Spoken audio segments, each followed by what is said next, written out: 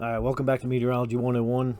Visit my website, meteorology101.com, and please subscribe and like these videos. Okay, in this video, we're going to talk about upper air analysis. The last video I did was a while back, but we covered physics, atmospheric physics. So this time we're going to look at upper air analysis as far as weather charts and some basic atmospheric dynamics. Okay, the mandatory levels for the upper air charts is 1,000 millibars, 925, 850, 700, 500, 400, 300, 250, and 200. So every time a weather balloon is let go, twice a day, these are the levels that a reading is sent back: wind, direction, speed, temperatures, and dew points. So these levels will help break down the weather situation. We'll get upper level charts from all that data from the balloons. It's all processed together into a computer system, and then we get our upper air charts. So they help us locate air masses, weather systems, fronts on the surface chart.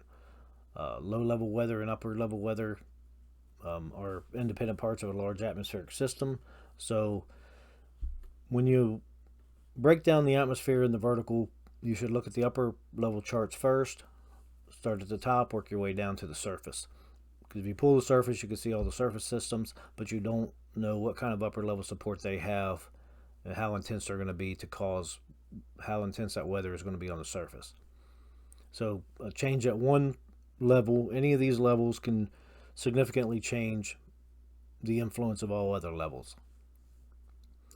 And a weather forecast is not entirely dependent on upper level charts, low level patterns, but they may be key to the forecast on a particular day. So if you're looking at weather systems on one day as it travels through the Midwest, the next day that upper level system could change, and then your weather on the surface changes. So all of the air masses are pretty much modified day to day as they move across the United States once they move out of their source region. I have other videos on air masses. You can look at that to understand what an air mass is. The weather, the upper level analysis is not heavily affected by friction, heating, evaporation, or weather phenomena. So when you're in the upper levels, you're above the boundary layer, which you lose all friction. So now your winds are not slowing and backing like they would on the surface. Temperatures, evaporation, everything changes in the upper levels, and they're not affected like on the surface. If you compress air to the surface, you will warm that surface air. So it compresses and warms, and then if you have upper level flow, then it will actually rise and cool. All right, so each weather balloon, we will get a station sounding on a SCU-T chart, and soundings are taken twice a day for hundreds of stations around the world. The sensor is about the size of a milk carton, and it's launched on a weather balloon, and it has about a 45-minute ascent. It sends back data to a station containing temperature, dew point, and pressure, and is collected by software and formatted into internationally standardized radio sound report. So the result of these balloons gives us constant pressure charts. The surface pressure, everything on the surface is done by observations. Either a weather observer goes outside and does a physical visualization of the sky for sky condition and uses a automated surface observation system to determine winds, temperatures, dew points, and pressure. So all that is done by either automated by machine or man. All the constant pressure charts in the upper levels are done by the weather balloons.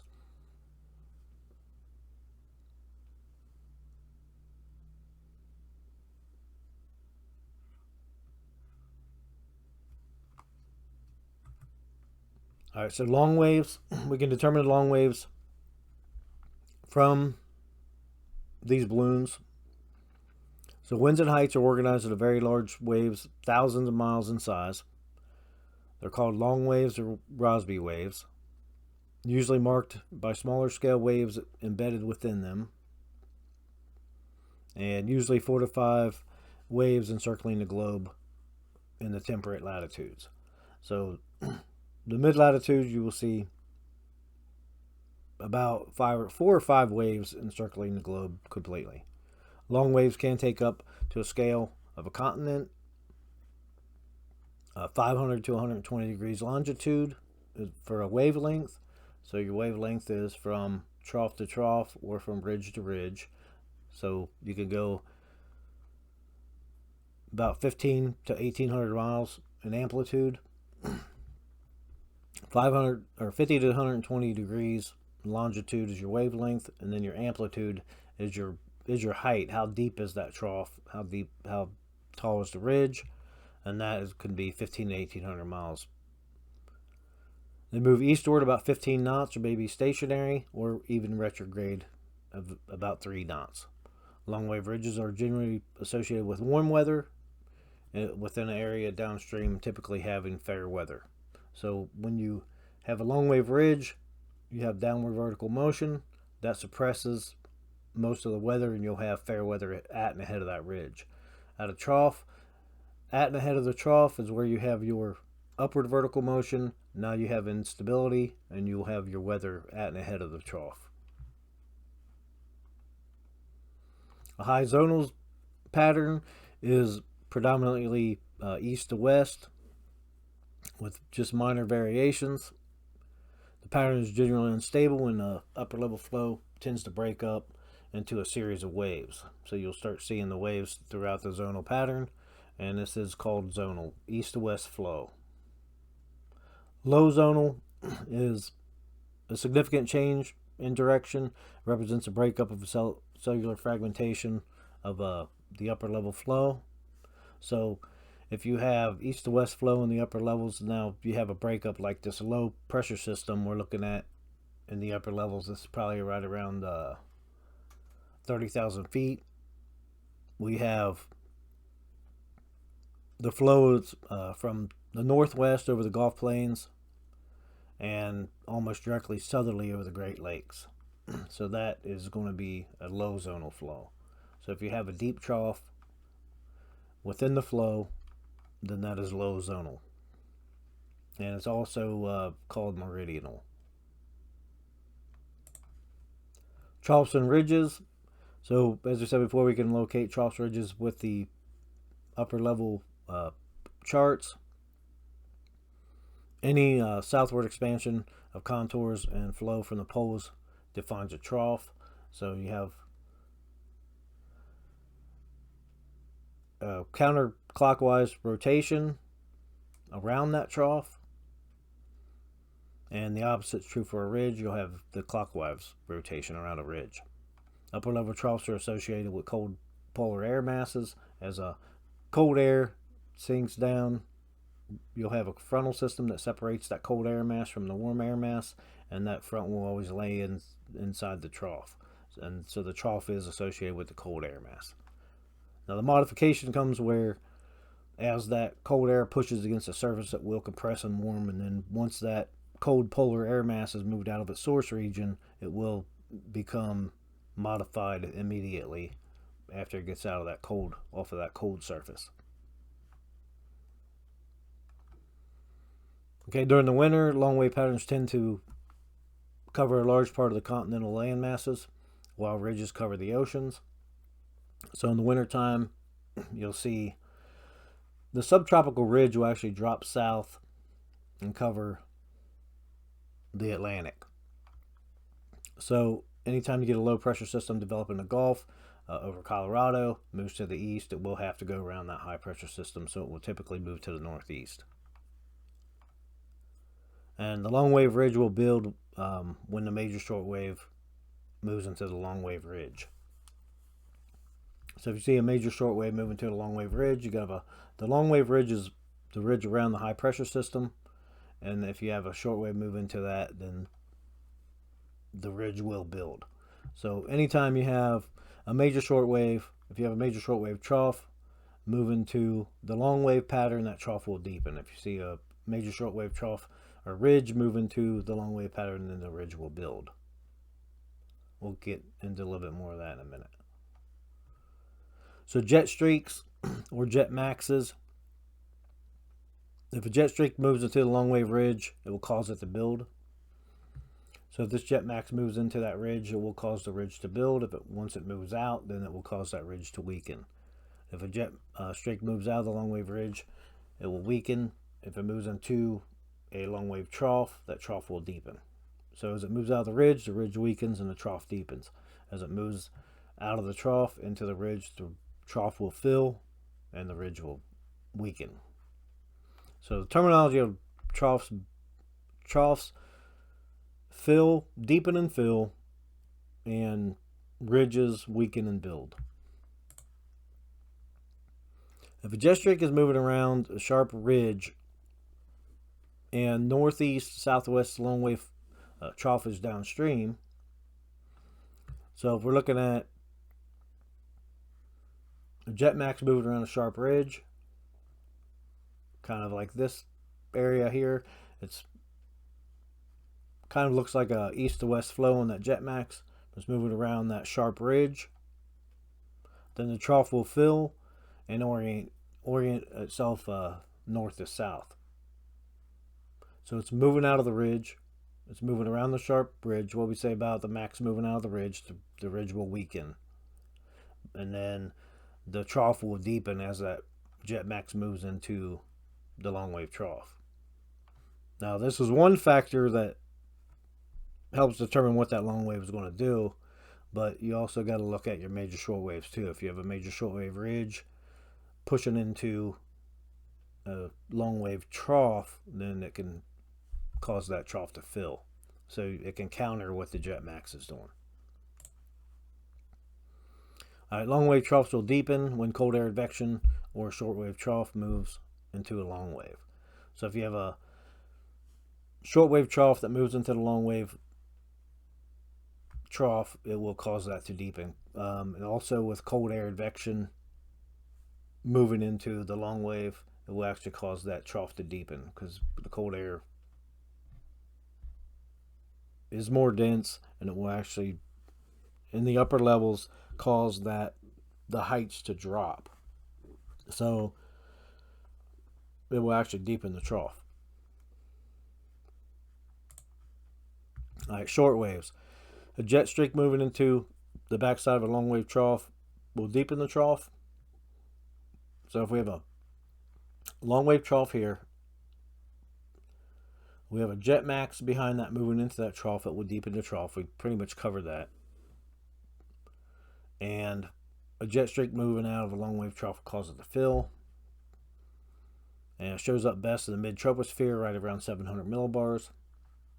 So if we have a jet streak, we'd have to put it pretty much overlay to 300 to see where our jet streaks are. But you can look at the tighter contours to say, here's where a jet max might be sitting, where the highest speeds are on the 700, moving into the trough and cause that trough to deepen.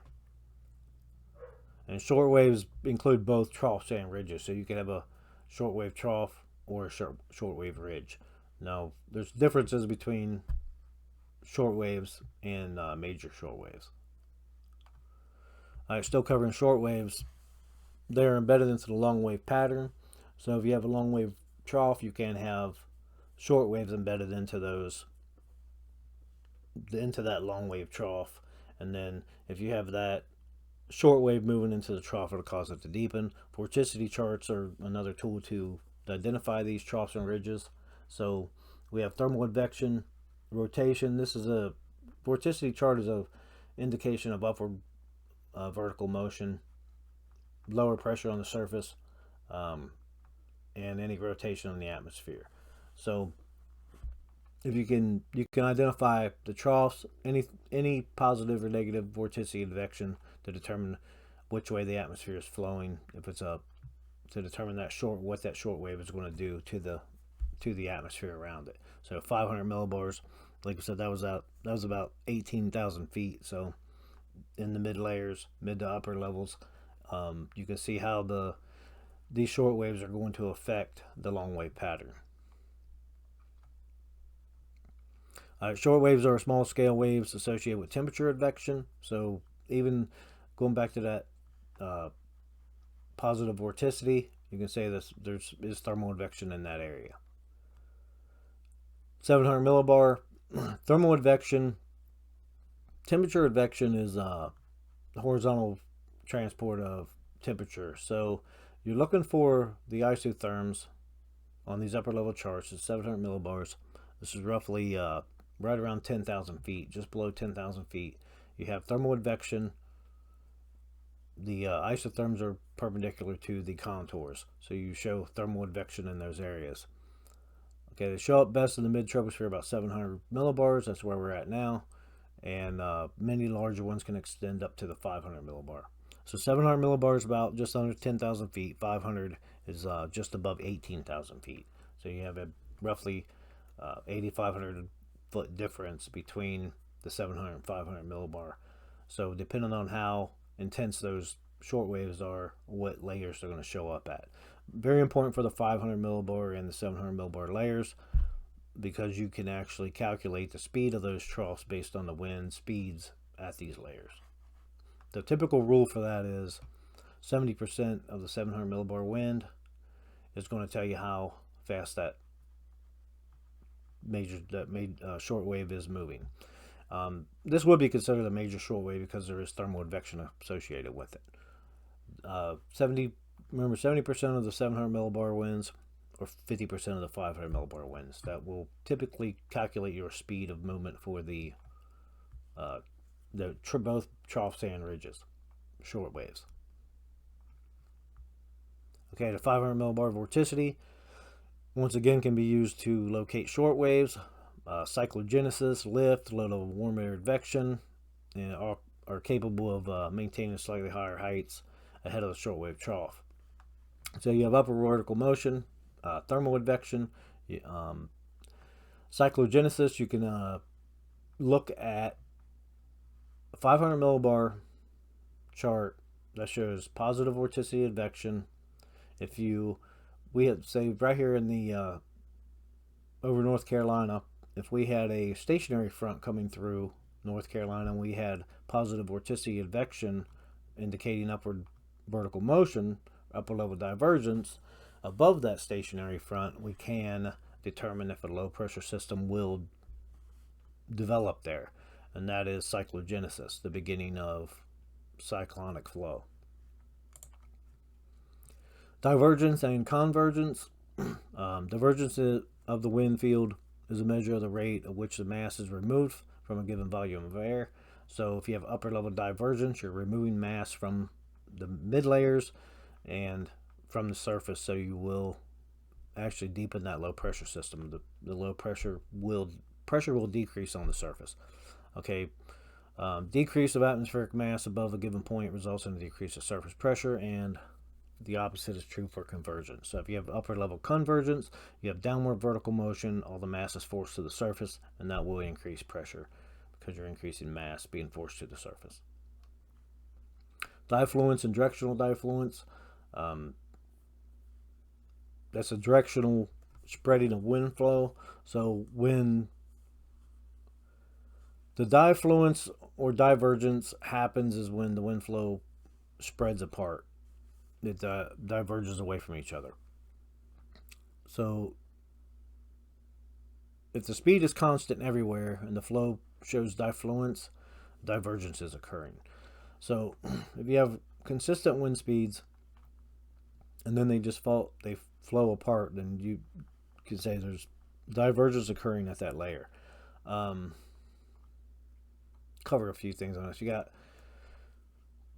divergence, you have directional divergence and speed divergence. So divergence and diffluence are pretty much the same thing, depending on, you're just pretty much spreading apart from each other. Convergence is they're coming together. So diffluence or divergence is the winds going away from each other, just like in this graph here. Speed divergence would be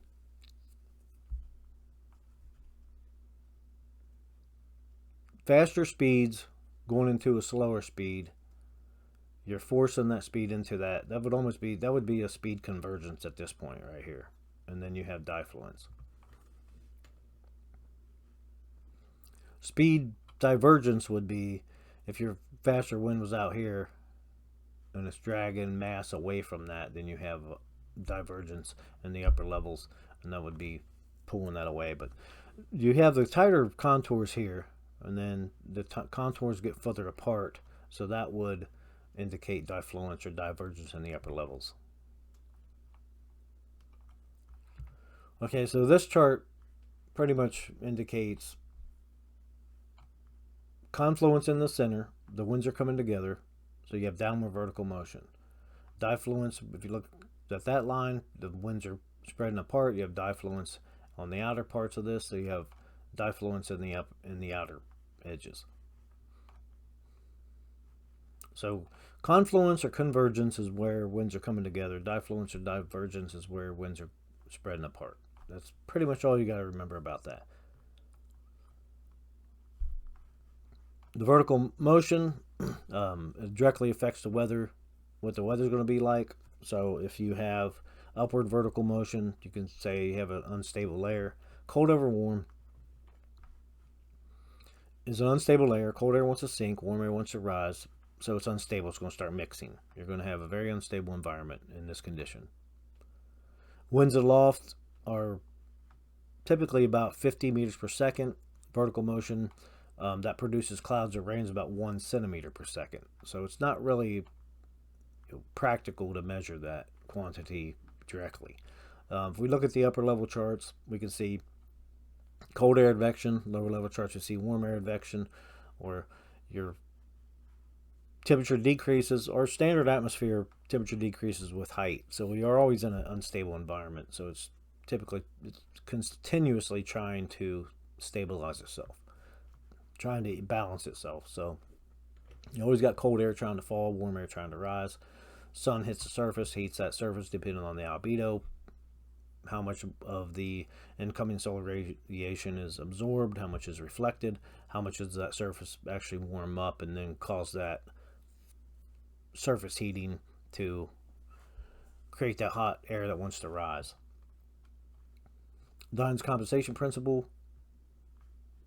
there has to be at least, basically the states there has to be at least one level of non-divergence. So if you have low level,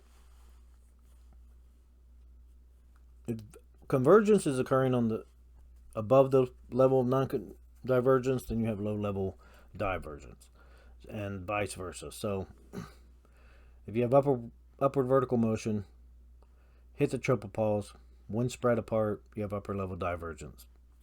At some point, you have to have an area where there is no divergence, not on this toward the surface or in the upper levels. The winds come together at the surface, they go up, there's your level of non-divergence, and then the upper level spreads out once it hits the tropopause. Dynamically forced ascent, upper air level divergence occurs at the atmosphere. The atmosphere will attempt to compensate by initializing rising motion to fill the void. So if you have the heated surface, you have the upward vertical motion, then this wind at the surface has to come together to fill that.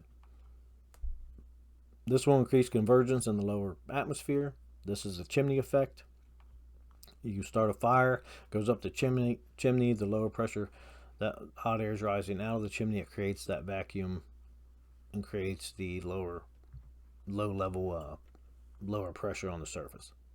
So air is forced to rise vertically and rise into the areas of lower pressure, and pressure decreases with height. So you have low pressure on the surface, low pressure decreasing with height, because you have a lot of mass being sucked out of that volume of air. So you can actually find on the SCU-T chart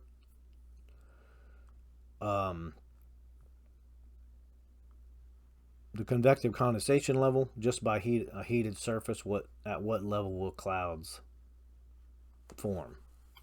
The CCL will tell you that on a SCU-T chart. It's because air rises, cools, condenses, and that forms clouds. All right, so upper level divergence, low level convergence, like we just talked about, was a chimney effect. If divergence aloft is stronger than the convergence in the lower levels, the surface pressure will fall because mass is being removed. If the divergence aloft is strong enough, slight sinking motion may occur in the lower stratosphere and it causes adiabatic warming. The result of the warmer temperatures, sometimes found above a strong divergence areas about 200 millibars, is called a warm sink. So you're removing so much mass so fast from the upper level divergence that the stratosphere and the stratopause will be the tropopauses between the troposphere and the stratosphere. So that stratosphere, air in the stratosphere will actually sink and then it will compress and warm, and that will cause the adiabatic warming. Because our typical temperature is about 6 degrees per 1,000 meters on a is our adiabatic warming and cooling in the standard atmosphere. That's your temperature change per 1,000 meters.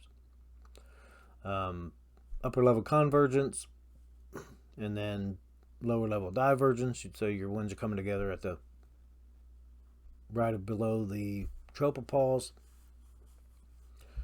Forces the wind. The winds can't go up. Hits the stable layer of the stratosphere. Can't go up. They have to come down. Pushes down to the surface and creates a higher pressure. So the upper level convergence occurs. The troposphere will attempt to compensate by initializing a sinking motion or subsidence to drain the excess. Increased divergence in the upper troposphere will usually result, and the process is called the damper effect. The sinking motion produces adiabatic warming, resulting in clearing skies, clearing weather, and clear skies. So anytime you have downward vertical motion, you're suppressing that. You're increasing the pressure and you're suppressing the instability to clear the skies. You'll clear that moisture out of that air mass. If convergence aloft is stronger than divergence at the lower levels, surface pressure will rise, mass is being added to the column. Slight rising may occur in the lower troposphere. The lower slight rising may occur in the lower stratosphere, resulting in adiabatic cooling. As you increase in height, your temperature decreases, so that will cause that air to expand and cool. And the result of the cooler temperatures are found above the strong convergence at areas at 200 millibars, which is about 38,000 feet, above 38,000, and that's called a cold dome. So you'll have cold air extending up into that stable layer of the stratosphere. Once you get into the stratosphere, then you have an inversion. The temperature starts to increase with height. So you'll have that cold dome that pushes up into that warmer layer. Orographic forcing is any type of sloped land that forces wind vertically, produces vertical motion. So now we can go back to that SCOOT chart, find out what what level our clouds are going to form based on lift, orographic lift, frontal lift, any kind of mechanical lift that will force the air up. What layer will they cool at to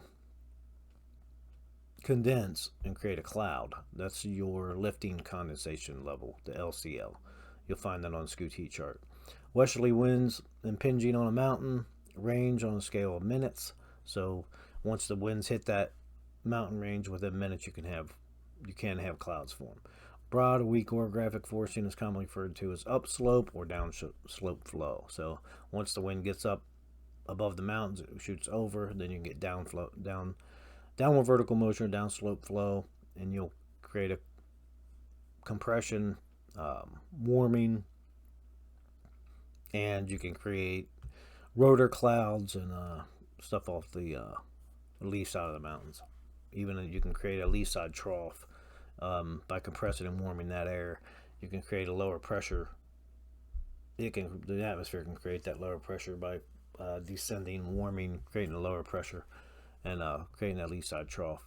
Sometimes you get a lee side trough on the lee side of the Rockies, and then you can get a major short wave and the upper levels move over, and then that can create a significant loss of mass on the surface and cause a whole line of thunderstorms. Jet streams, relatively strong horizontal winds concentrated within a narrow air current in the upper troposphere. So you get up to the upper troposphere, 300 to 200 millibar layers. You can pull these jet streams, pull the charts, and then we have three types of jets: polar front jet, subtropical jet, and the low level jet. So the polar front jet is obviously in the polar regions. You get the cold air mass drops out of Canada, pushes down south into the United States. You have that trough. You can have a jet stream, your north-south temperature gradient between the cold air mass and that warm air mass is where your polar jet stream forms. It's the most prominent jet in meteorology, is the polar front jet, caused by a temperature contrast between polar and tropical air masses. These two air mass types are different densities and thicknesses. As a result, they produce different heights and pressure gradients aloft. And the polar jet front flows from west to east in both the northern and southern hemispheres. Subtropical jet is a band of strong winds in the subtropical latitudes along the U.S.-Mexico border. They have different thermal structure. Because the tropopause is higher in the subtropics, the subtropical jet may only be seen about 200 or even 100 millibar charts. So you go up to 200, you're at 30, just below 39,000 feet. They even go up to the 100 millibar. You're above 40,000 feet at that layer. And the subtropical jet is caused by temperature contrast along the boundary of the Hadley and Ferrel cells. So you got the three cell theory, the Hadley, Ferrel, and polar cells. Between the Hadley and Ferrel cells, that temperature contrast or temperature difference is the cause of the subtropical jet. Subtropical jet can move up north as far as Florida, Cuba, in the summertime, depending on how hot the temperature gets. Low-level jet is it's a strong band of winds that move poleward, usually ahead of developing cyclones in the Great Plains. So if you see the low-level jet, a lot of severe weather forecasters, weather storm chasers, so look for the low-level jet because you'll have wind shear. You can't have tornadoes without wind shear. Low-level jet is a high indicator of that wind shear. The strongest at the 850, 925 millibar, and during the overnight hours. So 925 millibars right about 2,500 feet. 850 is about 4,700, 4,800 feet. So that's where they're the strongest. Over the plains, typical location is East Texas, northward to Kansas and Missouri.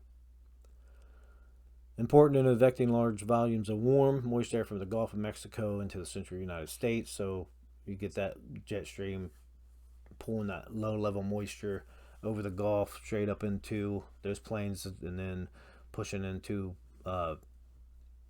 Oklahoma, Kansas, Missouri. You'll get those high precipitation supercells. Okay, a jet max, the locally intense portion of the jet, is referred to as jet streak or a jet max. They have scales of 10 to hundreds of miles, so they can be very small or they can be very large. They're found by analyzing isotax, contours, and wind speed. Typically, with the computer systems we have today, you just pull up the 300, 200, 100 millibar charts and you'll find where your jet max are marked. Jet streaks are important because the winds around them tend to be imbalanced and result in important vertical motion. So the winds around these jet maxes will show you areas of divergence and convergence. And we break it down here.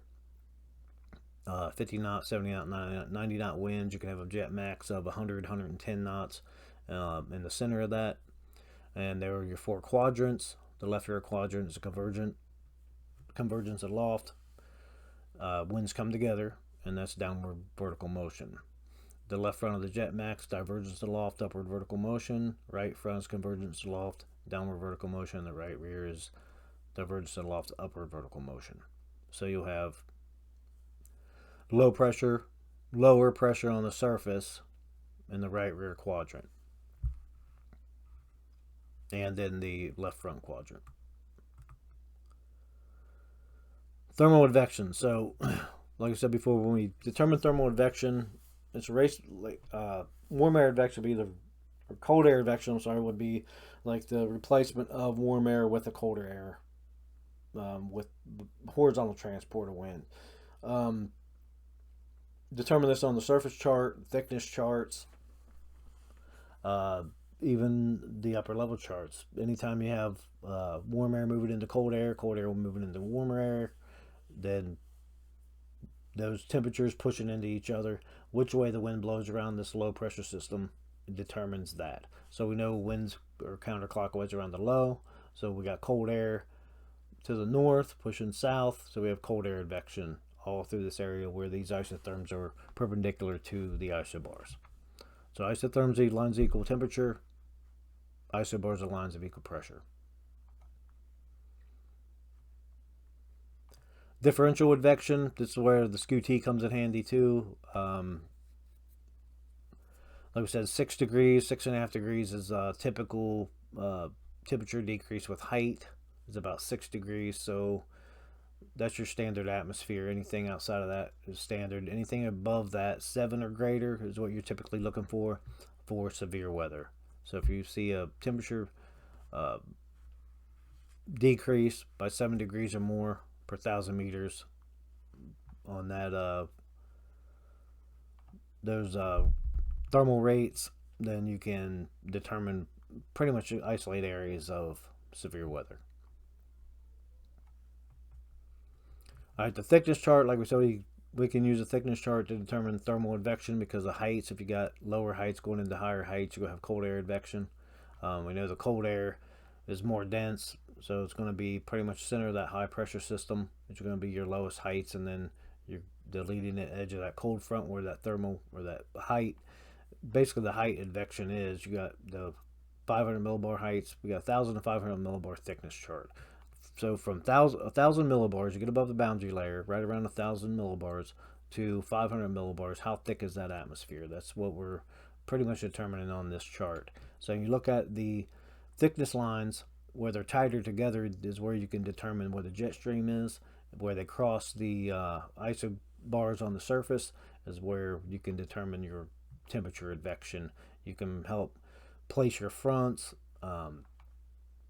locate the jet stream, see how intense the low pressure systems on the surface are, and locate trough ridges, etc. And thickness chart goes a long way. Okay, so the most common thickness chart is 1,500 millibar thickness. That's preferred measurement of thickness, of course, in meters. Most preferably decameters. So if you're looking at like the 540 line, we're looking for the purple line. That's 5,400 meters.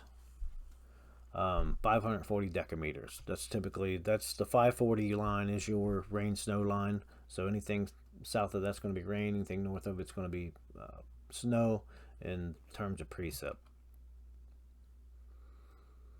So the typical 1,500 millibar thickness is about 5,480 meters, and it's about 3 miles. Thickness charts can be used to show thermal advection of the layer. Warm air advection is indicated by higher thicknesses or advected into lower thicknesses, and the opposite for cold air advection. So if we look at this chart, we can see thermal advection right in this area. We have that 540 line, and then we have 5,460. So air is clockwise around the high, so we're going to have these lower heights pushing into the higher heights, so that's an indication of cold air advection right outside that high. I mean, pretty much these winds start to show diffluence right there, so we're really not a lot of thermal advection in that area. So it's a very weak cold air advection on the north side of that high. You're looking for, this is kind of a terrible chart, but what you're looking for is where these boxes are closed off. If you have, so like a whole box closed off, like right in that area, that is an indication of strong thermal advection. Say right back here would be an area of warm air advection behind that high, because we have the higher heights pushing into the lower heights, and we could close that box off, color it in, and that shows a significant height advection, thermal advection at that point. All right, frontogenesis and frontalysis. The front is a zone of thermal contrast, so basically a cold front or any front is a separation between two air masses. Frontogenesis is a strengthening of that thermal contrast. So if cold air comes out of Canada, pushes down, and it's moving, and it's pushing all that warm air out of the way, you're compressing that thermal contrast, so you're going to have frontogenesis. Your front is going to intensify. Frontalysis is when it starts to stall out, then your temperature contrast starts to spread out also, and creates a less thermal advection ahead of that front or at that front, and that's going to be, your front is going to actually undergo frontalysis. What it typically will do is stall out first, become stationary, and then it will undergo frontalysis and dissipate. The most common cause of frontogenesis is convergence, and frontalysis is divergence. So if you have low level divergence, you have downward vertical motion. So moving the thermal gradients closer together or further apart is what you're looking for. If the thermal gradient is tilted in the vertical, the thermal gradient strengthens. So what you're typically looking for on that, on the surface chart, you'll find the fronts. You'll locate your fronts by doing a surface analysis, wind directions, wind shifts, temperature, contrast, or temperature decreases behind the front, moisture decreasing behind the front. Place your front on your surface chart. Then you go to your 850, and you're looking for that thermal contrast, thermal advection, wind shift, temperatures, dew points, same thing. And if you could place an upper front and it's stacked vertically, then you are looking for frontalysis to take place. If it's directly, if the 850 front is directly above the surface front, then that front is likely weakening. If it's stacked toward the colder air, it's tilted in the vertical, then your thermal gradient is increasing. So you're showing that front undergoing frontogenesis. It is actually intensifying. Vorticity. Cyclogenesis is found downstream from areas of cyclonic vorticity. So what that means is if you have positive vorticity advection, typically at and ahead of the trough, you have this rotation, this counterclockwise rotation. Cyclogenesis can occur in that area. Areas where advection is bringing up higher values is known as positive vorticity advection, and the opposite applies to negative vorticity advection. So you're bringing up higher values to positive vorticity advection. You show that indication there. This is one tool to show upward vertical motion, upper level divergence, and even indication of cyclonic rotation based on where it is according to the trough to show rotation in the upper atmosphere. So vorticity chart is very important. Vorticity advection, same thing like a cold air advection. You're looking to close off these boxes. Intersection between the height contours and the vertical contours forms those boxes. The smaller the boxes, the more intense the vorticity advection. So this is negative vorticity advection because of our wind flow. We're pushing lower values into higher values, and then on the opposite side of that, positive vorticity, we're pushing that higher values into the lower values. So now we're showing positive vorticity advection in these squares. If you can close those boxes off, that's your area of positive vorticity advection. Back to the vorticity and jet maxes. Like I said before, divergence aloft. That's the areas you're looking for upward vertical motion, and you're looking for that positive vorticity advection. Those are your areas of PVA. So if you have convergence aloft, downward vertical motion, you have negative vorticity advection. So associating the jet stream or that jet max with vorticity advection will indicate any suppression, anything that's going to go against that development of that low or that high pressure system. Even the filling or deepening of those troughs. All right, upper air charts, like I said, the standard charts are from 1,000 up to 200 millibars.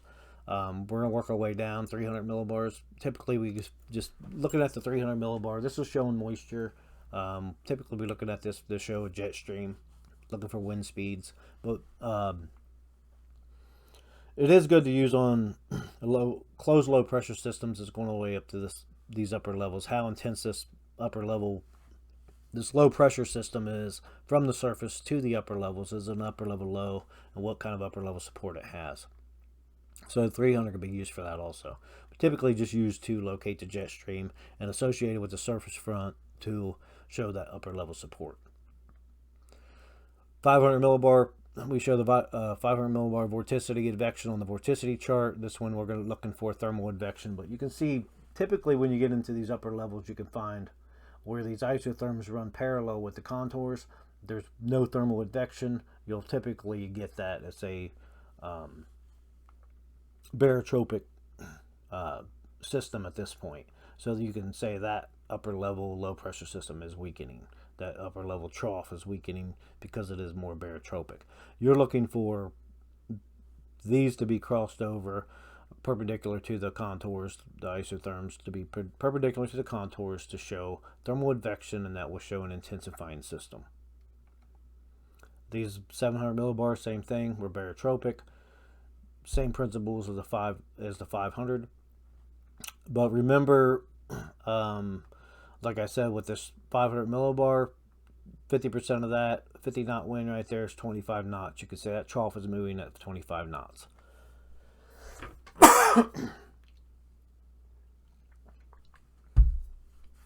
Alright, same thing with the 700. 70% of that 700 millibar wind is typically the speed of that trough. And then 850 is around 5,000 feet. You're looking for the low-level jet. Anything above 40 knots is going to be a low-level jet. Thermal advection throughout these short waves.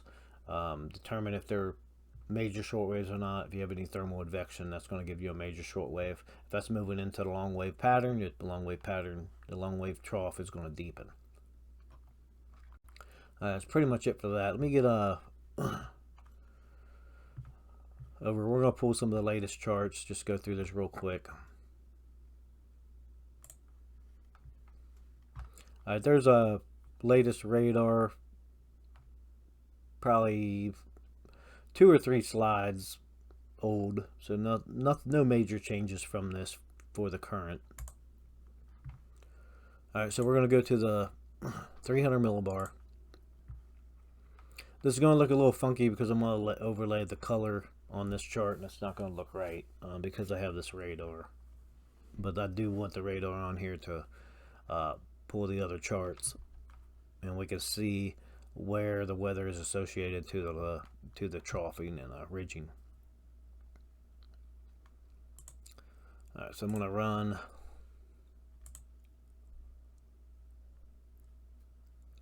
I guess I don't have to run the wind color. It does make it a little bit easier to see the shading though, where the jet maxes are. Might take a minute because I'm running 3 screens here, so my processor's slowing down a little bit.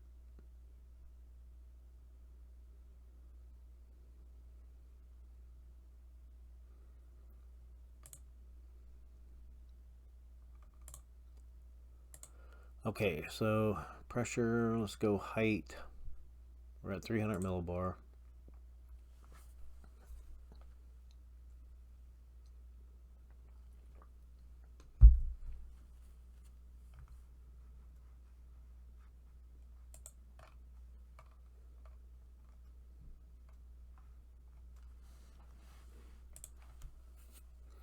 Okay, so we do have a closed low at 300 millibars. This is a pretty intense system. Deep long wave trough. If we go through isotherms, we can probably see the thermal advection. Like I said, it looks a little funky with the colors over this chart, but if you remember the jet max on the south right rear quadrant of that jet max, we showed an indication of positive vorticity advection. So as our jet max moves out, we can, you know, we can indicate this weather is going to move with it. So we have upper level divergence where all that moisture is on the surface. This is a current radar. Like I said, it's only a few slides old, but we do have that instability, positive vorticity advection right over there over Texas and Louisiana. So that indicates our positive vorticity advection. To the right front of that is negative vorticity advection. We still have a little bit of moisture, a little bit of a line of thunderstorms there, maybe some rain showers off the east coast. That's most likely from this front is going to probably be occluded, and then the frontal system wrapping around. So all of our weather's going to be at and behind that front. So we do have that lift on the surface, but we do have negative vorticity advection in the right front quadrant of that max, that jet max. So that's suppressing any severe weather there. To the left front, we're indicating PVA, positive vorticity advection. So we do see a significant increase in weather at that quadrant. And then on the left rear, we show convergence or downward vertical motion. So we don't see any weather there. So that's pretty much lines up with what we're seeing for the jet max and where the weather is associated with that.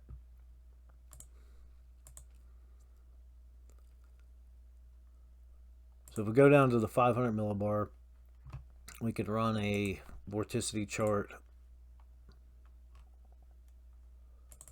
Now this is going to look a little weird too because we have the colors overlaying on this radar chart also.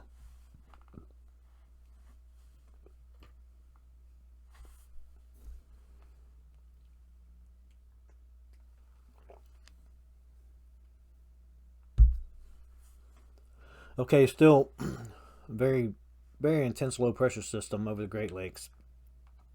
If we printed these out and overlaid them, we can see how that low pressure center is stacking. If it's stacking toward the cold air, if it's becoming more vertical, that's going to tell us where we're going to. If it's that system's undergoing cyclogenesis, or if it's actually weakening or getting more intense. So like so here's our positive vorticity advection. If you've seen remember where that jet max was, that's over the Great Lakes. We had that weather. We had a little bit. There's a little bit of positive vorticity advection over the weather to the right rear quadrant of that jet max. Looks like some negative vorticity there. Let's go look at this. Let's put the vorticity over this chart so we can see where our advection is.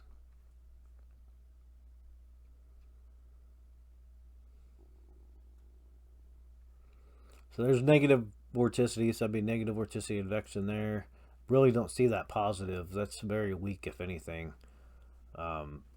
Pretty much the only indicator we had was that quadrant of the jet stream. So this one, the vorticity does cross those lines just a little bit, but we can't color in a lot of those boxes. Looks like most of that stuff may be moved to the north. So if we were to say we got PVA, positive vorticity advection, we have that, and where those boxes are closed off. So it's kind of matching up, kind of not. This intense moisture down here over Texas, I'd like to see how high that really goes. Maybe pull a radar. We could do a volume scan on it and see what happens. See if we got time for that. I'm not going to go too much longer. So 500, 700, I didn't look at the wind speeds on the 500, but we can, like I said, with 50% of the 500 millibar winds, 70% of the 700 millibar winds. Let me go run a 700 chart. Now we do get moisture overlay on this chart, so it kind of looks weird, but I'm going to try to catch that and erase it before it starts building the rest of the chart. Let the moisture come up first, and we can get rid of it. There we go. Now we'll see the contours, isotherms, and station plots from those weather balloons. So that's pretty deep, tall ridge over there, over the plateau. Do have some thermal advection at 700 millibars. You can actually have that surface front. You can have the front of that cold air mass stretching up to the 700 millibar. You can have an upper front at this height. Typically, you'll see that upper front on the 850, and then you'll see a major shortwave on the 700, which we can at least say there's a major shortwave here. What kind of temperatures do we have? A negative 9 to negative 19, negative 22. I mean, we do have a pretty significant temperature drop. Then we do have that pretty deep trough. I mean, it's thermal advection, so you could possibly place the upper front at the 700, which is right around 10,000 feet. So that's as tall as this ridge is. That cold air mass, being that tall, it's not typically normal, but that's because your cold air pretty much sinks down and creates lower heights. But we do see some pretty strong thermal advection, so we can possibly place that upper front in that area. Now the movement of that front, you're looking at, like I said, 70% of those 700 millibar winds. So there's a 35 knots on a 50 knot. So 35 is 70%. So right around 30 knots of movement for that upper level front. So if that upper level front stacked from the surface front, then we could say that upper level front's going to catch up with it, become vertically stacked, and where trough's going to fill, the low pressure system's going to fill, and then start to dissipate. So as it moves out to the northeast, it's going to follow that jet stream too. Remember how that jet max was pretty much stretched all the way down across the southeast United States. So that's going to be our direction of flow anyway. Let me go to 850. Run an 850 chart. Get rid of the moisture.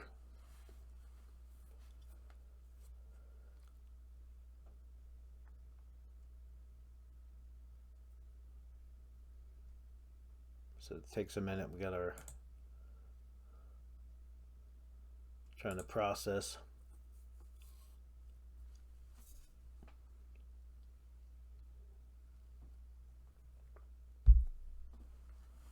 All right, there's our contours at 850.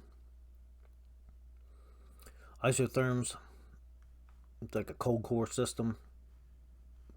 Pretty intense thermal advection. We can pretty much lay that front right into that trough. So our front is stacking back. Probably the surface front is out here, right where that moisture line is showing. And then our 850 is within the trough where the thermal advection is here and our wind shift is. So we can pretty much stack that upper front back from there, and then wherever it was for the 700, we can stack it back from that one. Then you'll start seeing it become more vertically stacked as this moves up, but that's a pretty intense low pressure system there. Looks like trying to find all this moisture, pretty much just warm air. You got this area with nothing really happening here, maybe a stationary front through here. Looking for a wind shift or something, but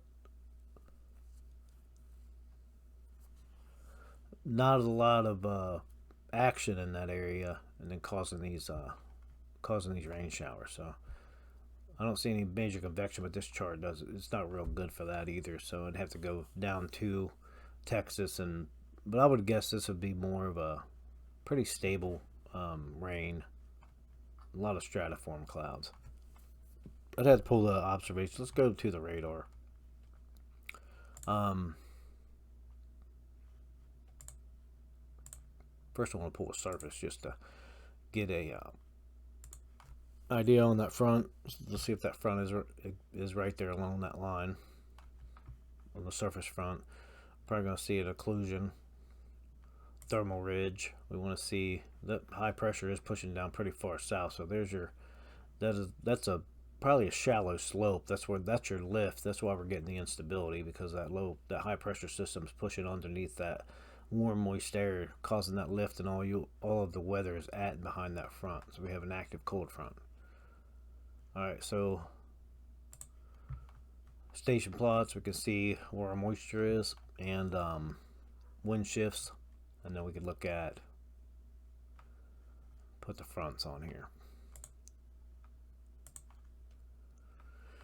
Okay, so we're showing two different frontal systems. This is NCEP computer generated stuff, so that front may or may not be there. Could be a post frontal trough, could be a post frontal, or they're just saying, the temperature difference between these two with the wind shift is showing this front, justifying that front, and then we have significant temperature change from ahead of this front to behind that front. Let's go see what we got. There's a 34, there's a 45. I mean, that's a 43 and 34. I mean, we could almost justify a weak, cold front there, but typically not how this happens. You typically got one low pressure system. There's your occlusion. I would call that one real, and because we're in the thermal ridge, there's where your occlusion lays into the thermal ridge, and then the cold front comes out of the trough, and then we are kind of pulling back along that line of moisture on the radar.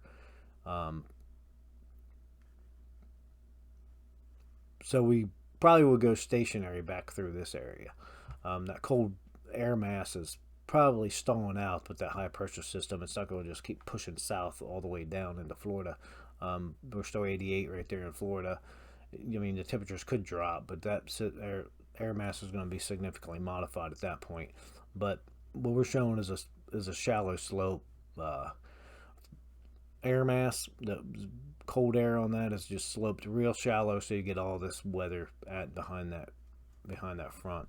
So we can look at go look at the radar and see what kind of convection or anything we have there. Look at the severe the SPC that put out warnings and stuff for this too. Typically, you got high pressure winds out of the north. You're looking for a southerly wind to bring that warm moist air up over this cold air mass, shooting over that front or hitting that dry line and causing that lift to look for any major severe weather in the south. So we can go look at that real quick and look at the radar. So let me look at I'm gonna pull the SPC real quick. We'll just get a quick look at that.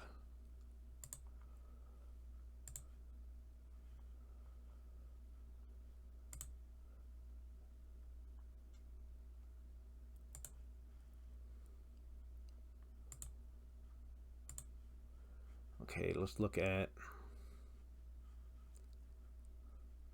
convection day one. No severe weather. It's all over Florida. So let's go get you guys up here.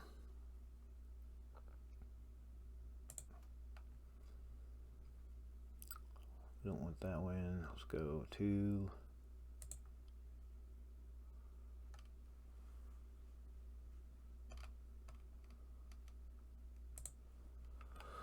let's just see my full display here. Alright, there it is right there. Any slight chance or thunderstorm or anything is over Florida. So that's weak to nothing. Alright, let's go. There's my display. Let's go to radar.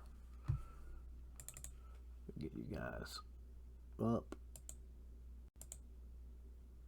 Come on. Running slow. Okay, there's the radar. There, we're already over Lake Charles right now, so we can see this is just rain showers. So let's get over to Texas. Here's what this is Houston right there, I think. So we do have overcast skies, broken, overcast, scattered. Winds are 5 knots. Winds are 10 knots out of the north. Not really seeing anything here that's significant at all. So, like I said, that would be an area of some pretty weak stratiform clouds. So it would be a stable. That'd be stable, stable clouds and rain, just rain, steady rain. If we see anything out there, but honestly, I don't even see any of these stations reporting rain. So we got a pressure decreasing rapidly. These are the observations on this chart. Actually, you can't see that. Let me see. Might be able to see it there. Okay, there's the observations. So we can read the observations at these different stations. Like I said, there's pressure falling rapidly. Overcast 13,000 feet. There's a broken 10,000 feet, unrestricted visibility. Winds are variable at 7 miles per hour. Weak winds, scattered skies, partly cloudy. 50 degrees, 54, 34. We don't have anything significant for dew points. Temperatures have already dropped from that cold air mass, so it's pretty stable in that area. So that's why we're not really seeing anything significant on that radar right here, just in this area. Let me get down there. There we go. So this cold front, I would say maybe a trough back there. You know, the computer system's probably just seeing enough of a temperature drop to make a difference. There's a 51 and 49. I don't see it there. 34, 45. I mean, you do get kind of a drop there, but your wind shift isn't there to support it. Dew points, 27, 23. There's a 14, 13. Let's see, 14 and what was it, 19? Not really a significant dew point difference there either, and I'm not showing dew point depressions of 5 or less, or significant overcast or anything like that. So, all right, that's pretty much it for the upper level analysis.